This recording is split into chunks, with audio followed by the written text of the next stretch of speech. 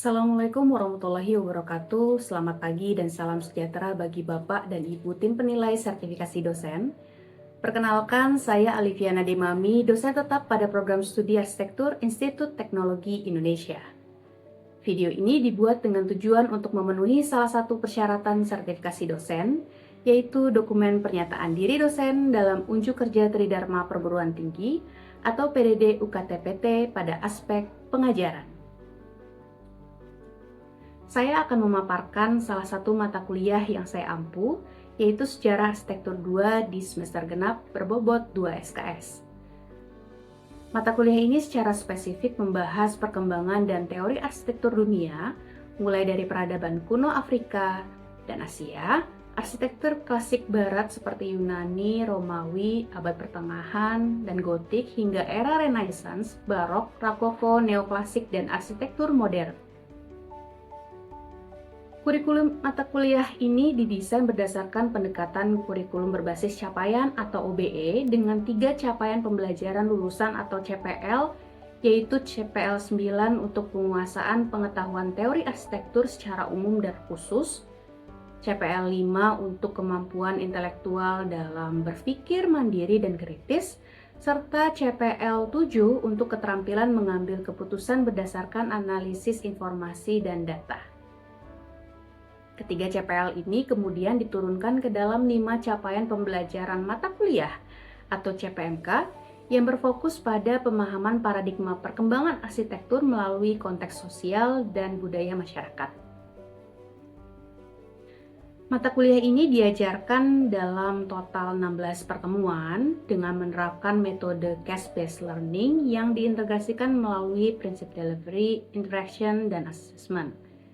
Seluruh proses penilaian atau asesmen pada mata kuliah ini terbagi menjadi beberapa komponen, yaitu penilaian keaktifan proses dan partisipasi kelas, termasuk kuis sebesar 10%, penilaian hasil produk tugas utama sebesar 40%, serta penilaian kognitif secara berkala melalui ujian tengah semester sebesar 20% dan ujian akhir semester sebesar 30%. Rangkaian proses ini dapat dilihat pada cuplikan rekaman sesi ketiga mengenai sejarah dan teori arsitektur Romawi kuno.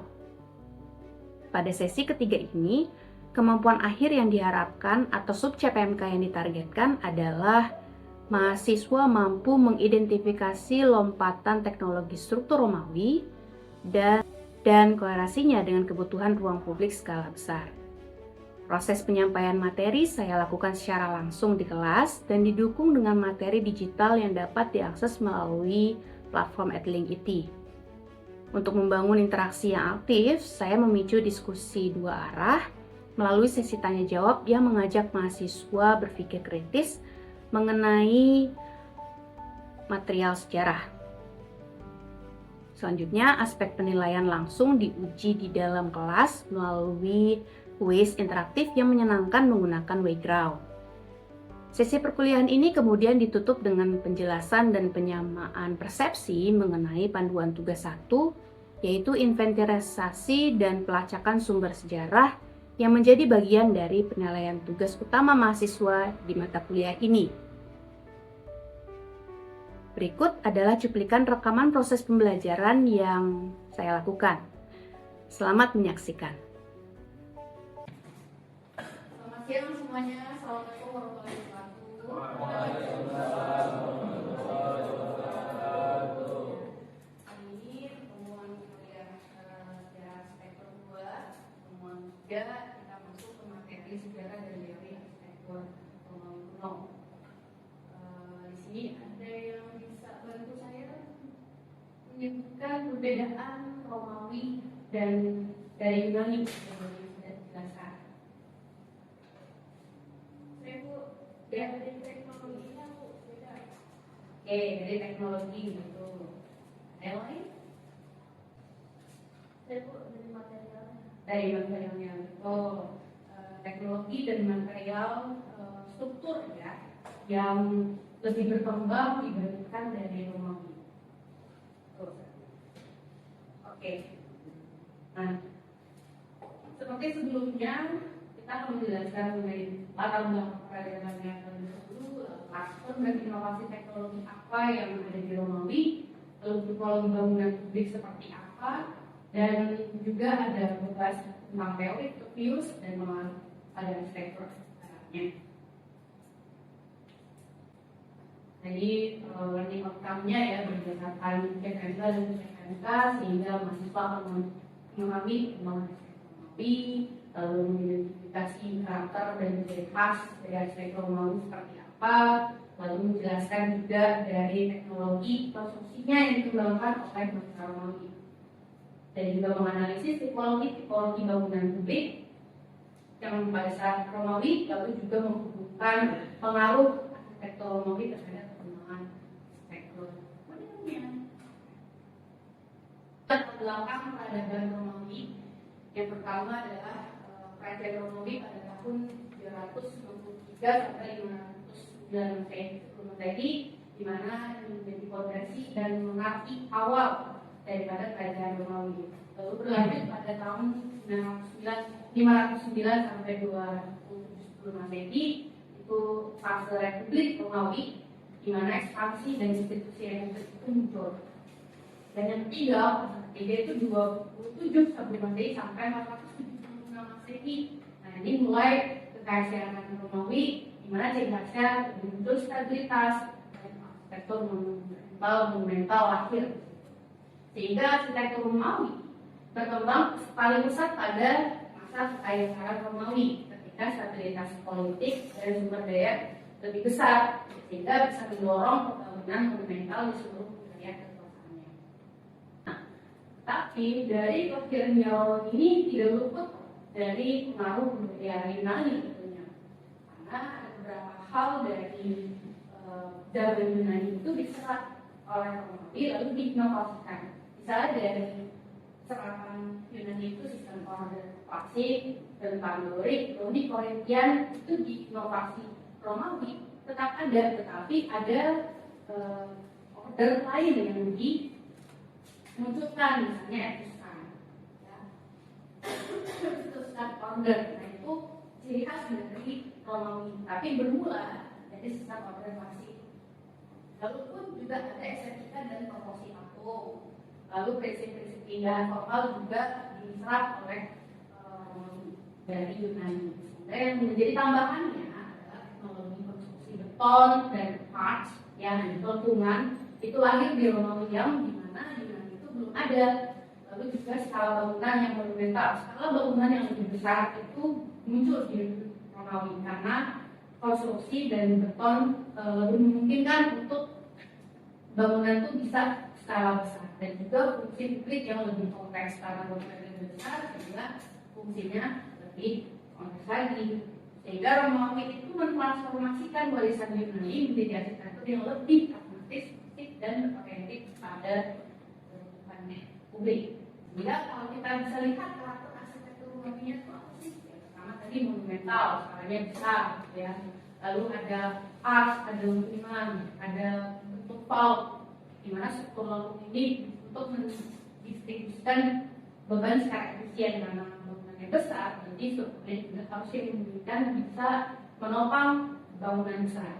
Lalu juga karena bangunan besar, bagaimana bentuk atapnya itu dimodifikasi sehingga lebih megah lagi, dan juga karena skalanya besar, bangunannya besar, materialnya dengan beton Romawi bisa menjadi material yang update yang memungkinkan bentuk dan bentuknya lebih kompleks. Nah, beton Romawi ini bukan yang kita kenal sekarang ya, beton-beton modern, tapi dia ada campuran lain. Jadi kalau dulu Romawi menggunakan beton dengan mencampurkan abu vulkanik, kapur, air dan agregat yang hasilnya menjadi material konstruksi yang jauh melampaui batu bata biasa pada zaman itu, gitu ya, yang memungkinkan adanya dom dan kalau berskala monumental.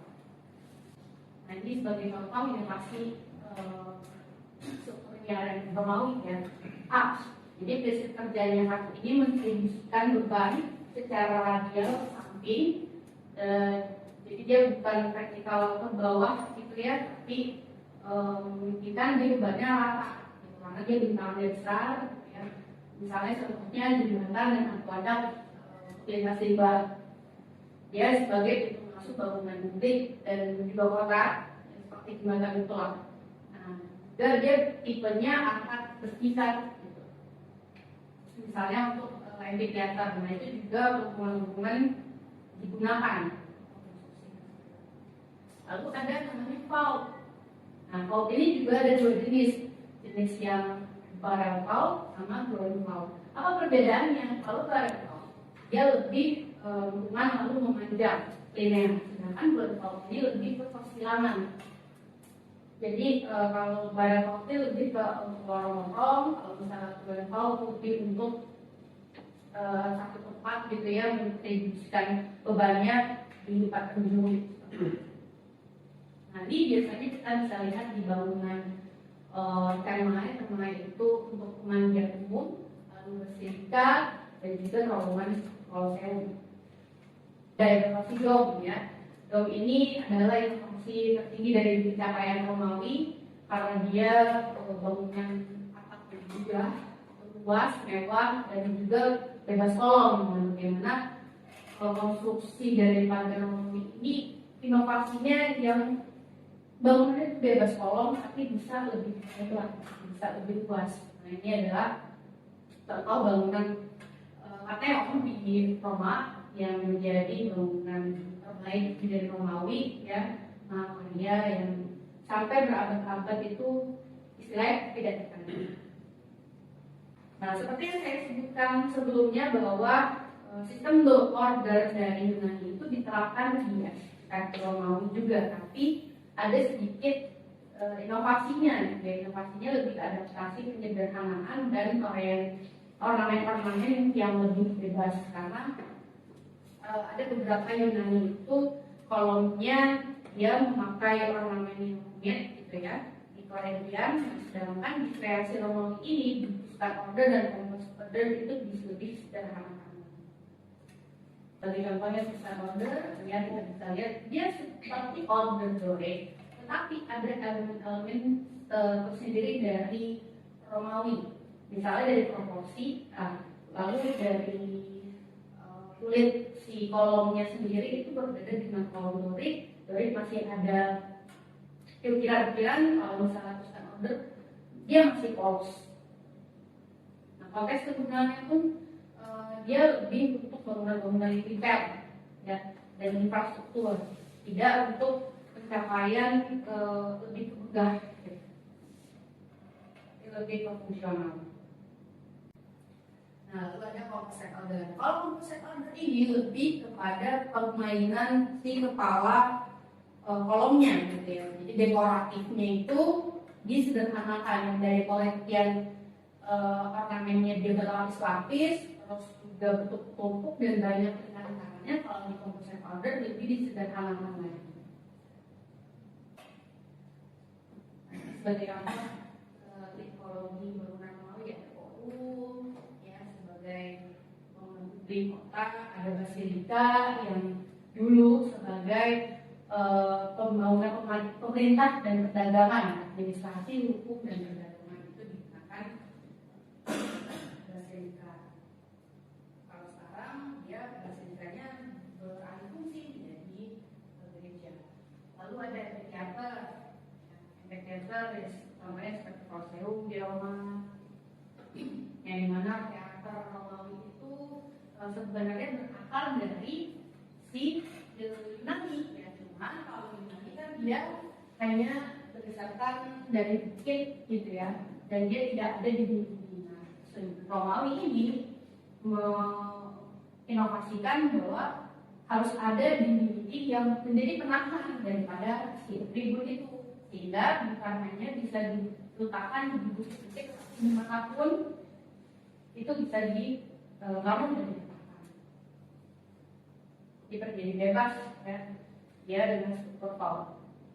Lalu ada kemah ini ya, kolam mandi umum yang biasanya memang dipakai untuk bangunan bangsawan, bukan sebenarnya bukan untuk mandi aja, tapi untuk sebagai pusat sosial. Jadi tempat pertemuan, diskusi, tempat bertemu, ya, olahraga dan rekreasi. Lalu aqueduct ya, seperti yang saya sebutkan. Aqueduct seperti yang saya sebutkan sebelumnya untuk sistem distribusi air, untuk jembatan, gitu ya, dan juga akses antar kota.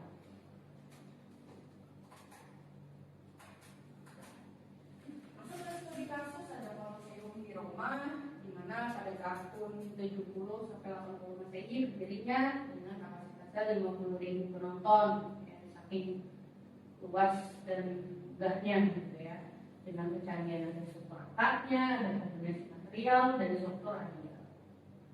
Studi kasus lain ada Pantheon di Roma, ya, dibangun di sekitar 118 sampai 125 Masehi. Ada dom, ya, dom Pantheon ini dia diameternya sampai 40 meter, tinggi, sangat tinggi, gitu ya, dan dia bentuknya seperti bola yang sempurna, dapat masuk ke dalamnya. Dan ini strukturnya beton berlapis, ya, dengan menggunakan agregat, di mana dengan beton agregat itu dia semakin ringan beban strukturnya, reduksi beban daripada domnya. Ya, Aqueduct di Prancis yang model 3 tingkat, panjangnya 49 meter, tingginya 49 meter dan panjangnya 50 km, ya, panjang saluran. Nah, dari arsitektur Romawi nanti akan berlanjut kepada arsitektur Kristen awal, karena pada saat itu agama gereja masuk dan agama Kristen masuk, gitu ya.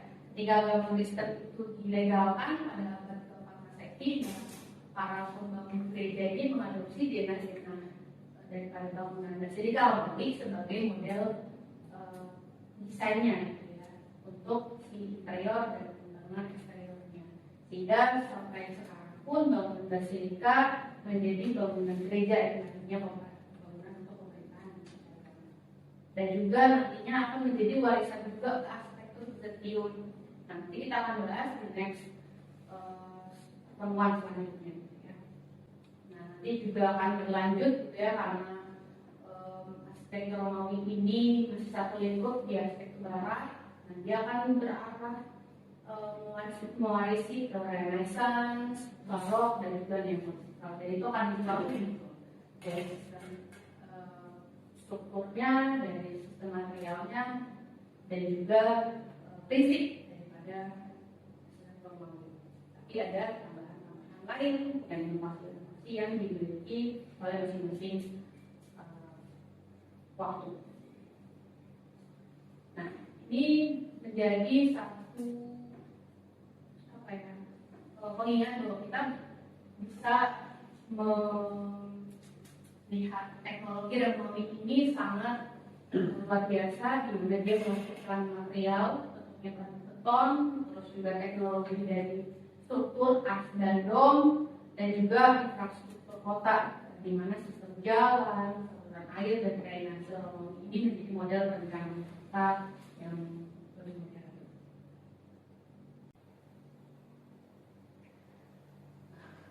Untuk kesimpulannya, di mana yang pertama tentunya inovasi teknologi daripada konstruksi. Lagi-lagi Romawi ini mengusung teknologi konstruksi yang baru, lalu juga tipologi bangunan publik, forum, basilika, kemai, dan amfiteater.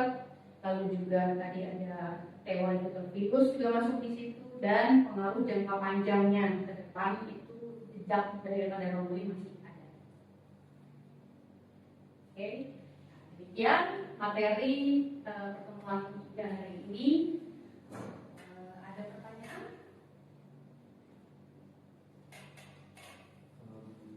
Saya ingin bertanya, itu untuk bangunan Romawi itu saya masih bertanya-tanya, mereka ini kan menggunakan bahan yang atau bahannya simpel, tapi kenapa bisa bertahan hingga sekarang awet Oke, ya, karena di material yang diusung oleh Romawi ya, jadi bangunannya sampai sekarang awet, tidak seperti Romawi yang sudah banyak yang tutup gitu ya.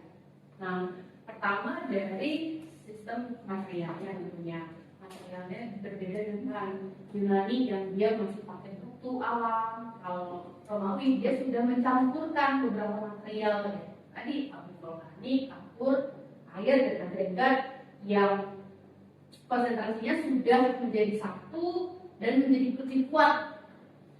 Lalu dari situ juga konstruksinya. Nah, karena pembangunan kalau kita lihat dari perbedaan Yunani itu kan dia hanya dari proporsi saja, sedangkan Romawi dia sudah ada teknologi bagaimana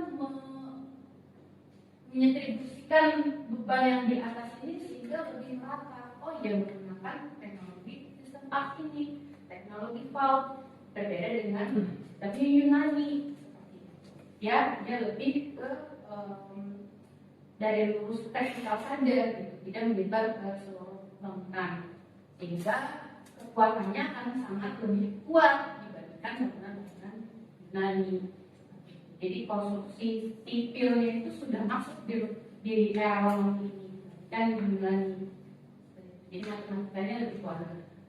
Makanya sampai sekarang pun yang dipegang Romawi itu masih ada karena kita mengadopsi daripada ide-ide dari Romawi.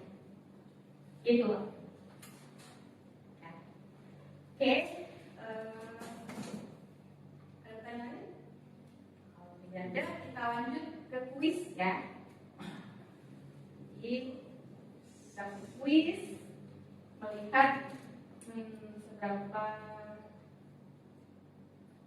jauh pemahaman.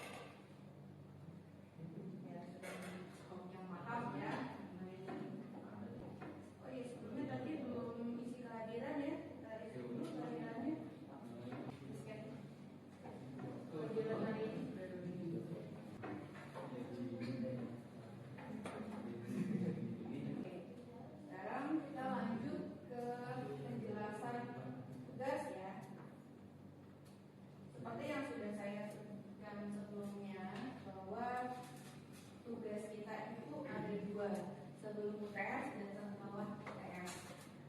Yang pertama adalah bagaimana kita mengumpulkan data-data atau mendokumentasikan ada 5 bangunan komersial kontemporer, misalnya bank, mall, hotel, kantor, dan lain-lain yang ada di Jakarta.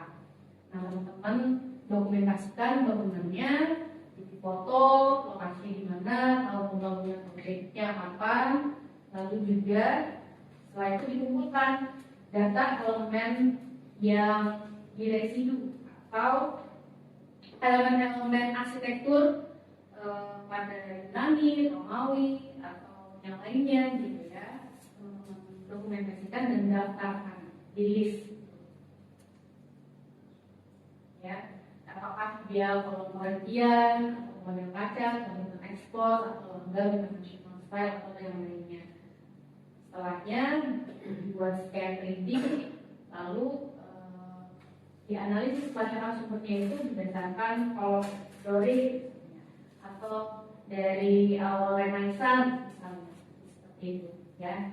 Jadi untuk tugas 1 judulnya inventarisasi dan pelacakan sumber historis. Nah, nanti setelah UTS barulah lanjut ke analisis semiotika dan interpretasi dari metaforan itu sendiri.